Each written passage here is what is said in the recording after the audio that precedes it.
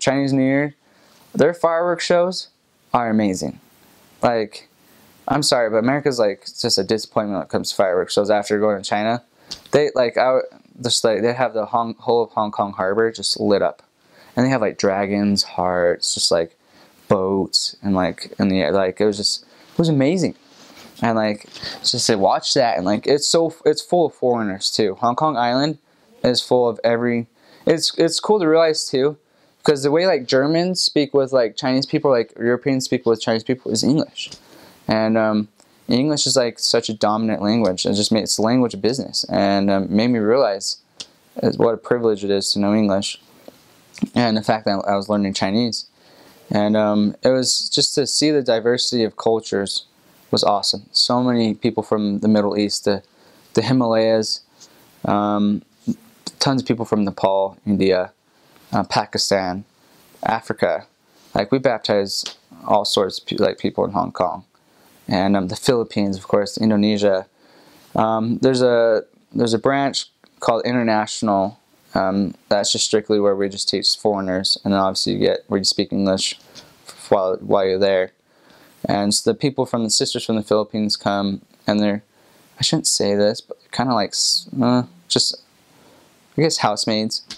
Their lives are pretty difficult, but they're wonderful. A lot of them get baptized. They leave their husbands and their children back home, and in the Philippines, and they're working, and their pay is not great at all, but it's better than what they'd be making in the Philippines. And they're gone away from their families for years, and they just provide for them. It's kind of sad, because I know Elder Oaks and all the apostles have stressed that they should go home to the Philippines and just trust in God, but they all stay. They all, I mean, everyone's path is different, but they all stay for some reason. So I got to serve around them a lot, and it was a really humbling experience. Really spiritual time too in my mission, and just the Hong Kong it blew me away with how crazy it was, just how different it was.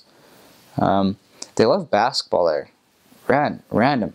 I saw someone with Darren Williams shoes on one time, and like Carlos Boozer's jersey, and of course they have like LeBron James. But it was fun. Like on P days, we'd go play basketball with them, and that was fun. Like we would win most of the time, of course, because we're bigger and we're Americans. But they have their own interesting rules when it comes to sports compared to America.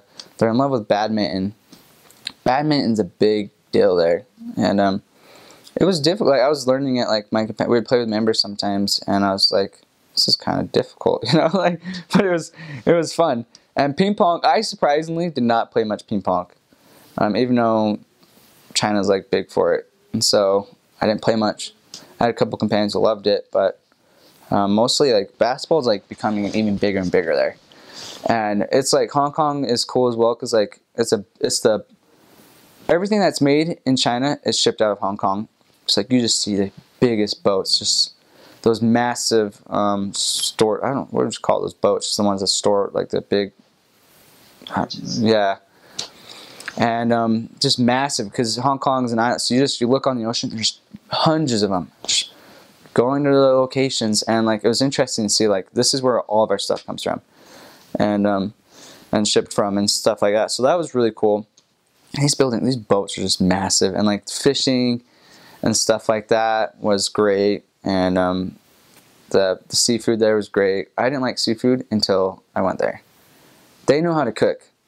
Such great cooks. Just the crab was delicious, and it's like the way they have this thing called hot pot too, where it's like you have a lot of your dishes out and you just stick it in for a few seconds and like you just eat it, but for some reason it's delicious. And it's like boiling water, and then you just got like raw meat and any meat, and you just stick it in for a couple seconds and you eat it, and it's so good. German mission, it got banned because a couple missionaries got sick from it, which was unfortunate because it was such a big deal to members. So that's another great food. So like, yeah, they love sports. They love basketball, soccer. It was cool because on our mission, there would be like 18 missionaries that would play soccer in the morning all together. And you can't do that in all our missions, because we lived in like, I had a companion, like missionaries that lived like 100 yards away from me. There's 6 of us, 6 others live down here, like 4 others live down here, and we all just get together at a soccer court just right down the street and play soccer in the mornings. And like that was really cool, really cool. I really developed some great relationships because of that. And just playing sports, we play with the natives, and like just the unity that we had in our mission was fantastic. And just we all, and like now we're the greatest friends. And it really helped us become better because it motivated us to be better, because we saw some companionships as dominating, and we wanted to have that same. Even though like sometimes you compare, but you weren't comparing, you were wanting better. It depends on how you saw it, you know. And it really helped. And so being around, for me at least, for being around all the other missionaries is a very great blessing to have.